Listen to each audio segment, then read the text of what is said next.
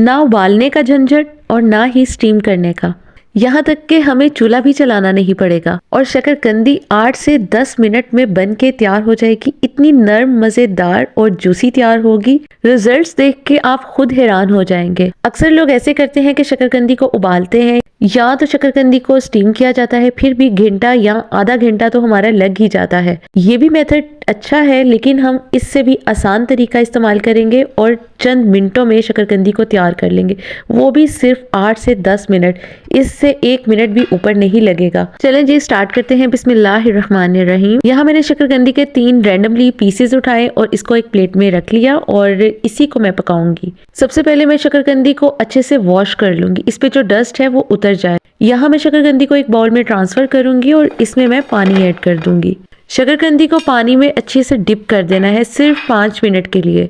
5 minute के लिए dip इसलिए करना है कि इसकी जो मिट्टी है ना वो नरम पड़ जाएगी और इस तरह से ये काफ़ी हद तक क्लीन हो जाएगी। यहाँ पे जी 5 मिनट के बाद आप इसको हाथों से बस हल्का हल्का सा मल के इसकी मिट्टी उतार सकते हैं और इजीली ये क्लीन हो जाएगी। शकरकंदी को मैंने अच्छे से साफ़ कर लिया है और अब मैं ये पानी गिरा दूंगी और एक बार साफ़ पानी से निकाल लूँगी। और इसके बाद जी आप देख सकते हैं शकरकंदी बिल्कुल नीट एंड क्लीन हो चुकी है।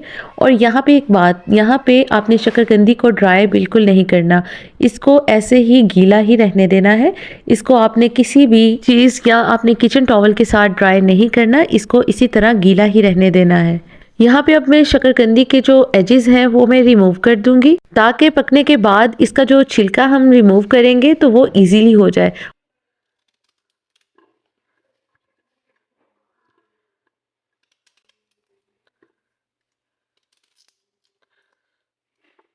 इस तरह से मैंने शकरकंदी के सब एजेस रिमूव कर दिए हैं।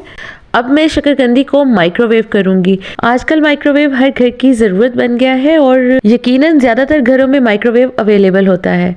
मैं उसी माइक्रोवेव का यूज़ करूंगी जिसे आम घरों में खाना गर्म करने के लिए यूज़ किया जाता है। माइक्रोवेव मैनुअल हो या डिजिटल हो, इससे कोई फ़र्क नहीं पड़ता, बस माइक्रोवेव होना चाहिए और उसमें आप शकरकंदी को रख दें। और सिर्फ यहाँ पे मैं लगाऊंगी टाइमिंग 8 मिनट की। जिनके पास मैनुअल माइक्रोवेव है वो हाई मोड पे रख के 8 मिनट की टाइमिंग लगा सकते हैं।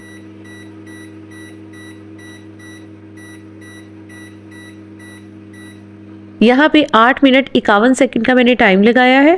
पूरे 8 मिनट पे ये टाइम सेट नहीं हुआ था, अगर कुछ सेकंड ऊपर भी हो जाए तो कोई फर्क नहीं पड़ता। जैसे ही 4 मिनट हो जाए तो आपने इसकी साइड चेंज कर देनी है। जैसे ही इसका आधा टाइम गुजर जाए तो आपने यहाँ पे स्टॉप करना है और शकरकंदी की साइड चेंज कर देनी है। यहाँ पे अब मैं शकरकंदी की साइड को चेंज कर रही हूँ और यहाँ पे शकरकंदी काफ़ी हद तक पक चुकी है और सिर्फ इसको अब थोड़ा से मिनट रह के हैं और उसमें ये फुली कुक हो जाएगी।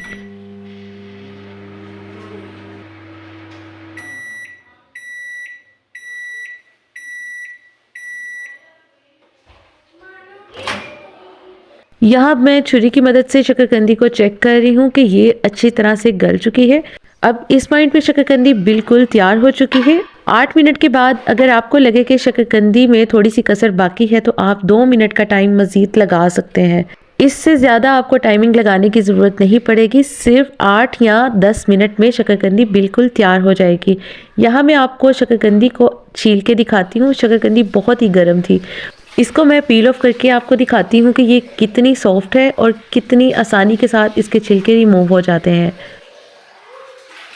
बहुत ही आसानी के साथ इसके छिलके भी रिमूव हो जाते हैं। इस तरीके से शकरकंदी बहुत आसानी के साथ इंस्टेंट तैयार हो जाती है और इसके लिए हमें बहुत सारा इंतजार नहीं करना पड़ता और ना ही चूल्हे पे हमें पतीलियों को चढ़ाना पड़ता है, ना ही इसको उबालना पड़ता है, ना ही स्टीम करना पड़ता है। जस्ट आपने माइक्रोवेव सेफ आपने कोई डिश लेनी है और उससे आपने 8 मिनट की टाइमिंग लगानी है और उसके साथ ही आप देखेंगे कि 8 मिनट में इतनी मज़ेदार और इतनी नरम जूसी बहुत प्रॉपर तरीके से कुक आपको शकरकंदी तैयार मिलेगी। अब मैं आपको यहाँ पे शकरकंदी को कट करके दिखाती हूँ कि ये कितनी अच्छे से प्रॉपर तरीके से कुक्ड है।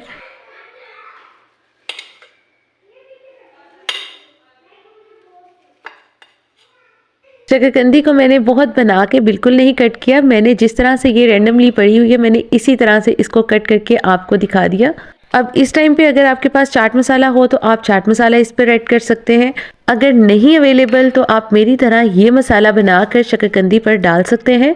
यहाँ मैंने एक छोटी सी प्याली में लिया है तकरीबन 1.5 टीस्पून नमक, 1 चम्मच मैंने लाल मिर्च पाउडर ऐड कर दिया है और 1 चम्मच ही मैंने इसमें काली मिर्च पाउडर ऐड किया है।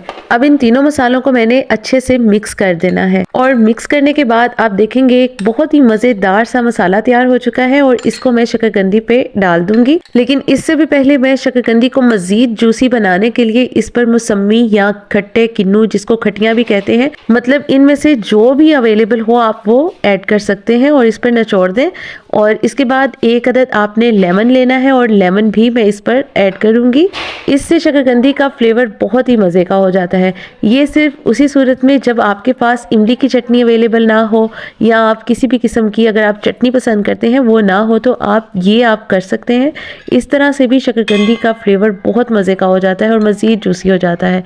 और इस सब के बाद मैं ये मसाला इस पर स्प्रिंकल कर दूंगी। मसाला आपने एंड पे ही ऐड करना है और बाद में आपने लीमू या आपने मौसमी खटियाँ कुछ भी आपने ऐड नहीं करना, इससे मसाला उतर जाएगा और इस तरह से मसाला इस पर चिपका रहता है। अब यहाँ पे मज़ेदार चटपटी शकरकंदी बिल्कुल तैयार हो चुकी है। यहाँ मैं आपको शकरकंदी का मज़ीद रिजल्ट चेक करवाऊंगी कि ये कितनी नरम और कितनी चटपटी और कितनी मज़ेदार किस्म की बनके तैयार हुई है। कमेंट सेक्शन में अपनी राय का इजहार ज़रूर कीजिएगा और मेरे साथ अपना भी एक्सपीरियंस शेयर कीजिएगा और मुझे बताइएगा कि आप किस तरह से शकरकंदी बनाते हैं और क्या आपने भी इस तरह से बनाई है। उम्मीद है आपको आज की रेसिपी पसंद आई होगी। वीडियो को लाइक और चैनल को सब्सक्राइब भी कर दीजिएगा। दुआओं में याद रखिएगा। Take care. अल्लाह हाफिज़।